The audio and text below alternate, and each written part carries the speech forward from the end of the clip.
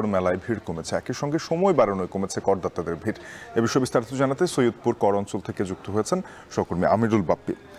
বাপ্পি, জানাবে যে সৈয়দপুরে এবছর কত লক্ষ্যমাত্রা রয়েছে কর আহরণের, এনবিআর সেই লক্ষ্যমাত্রার দিকে কতটুকু পৌঁছতে পারল?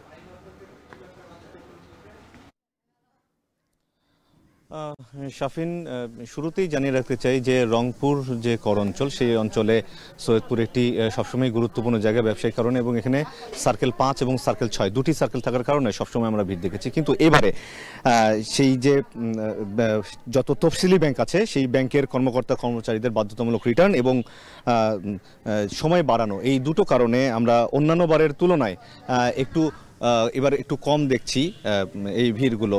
আমরা যতক্ষণ পর্যন্ত তারা শেষ মুহূর্তে না আসে ততক্ষণ অর্থ দিবে না, এরকম একটি ব্যাপার আমাদেরকে এখানকার কর্মকর্তারা বলছেন। একটু জানিয়ে রাখতে চাই শাফিন যে গত বছর মেলাতে, অর্থাৎ নভেম্বর মাসের যে মেলা, সেখানে সার্কেল 5 এবং সার্কেল 6 মিলিয়ে মোট রিটার্ন জমা পড়েছিল হচ্ছে 6,465টি, এবং শুধু রিটার্নের সাথে এই মেলার মধ্যে আদায় হয়েছিল প্রায় 76 লাখ টাকা। এটি বাকি বছরের হিসাবটা বাদে, এবং এই বছর আজকে পর্যন্ত দুই সার্কেল মিলিয়ে 988টি রিটার্ন জমা পড়েছে, এবং এটির এবং হচ্ছে প্রায় 12 লাখ টাকার মতো এখন পর্যন্ত আদায় হয়েছে শুধুমাত্র রিটার্নের সাথে। এবং কর্মকর্তারা বলছেন যে এই বছর যে তাদের লক্ষ্যমাত্রা, সেটি গত বছরের চাইতেও তারা অনেক বেশি আদায় করতে চান, এবং সেই তুলনায় সাড়াও পাওয়া যাচ্ছে,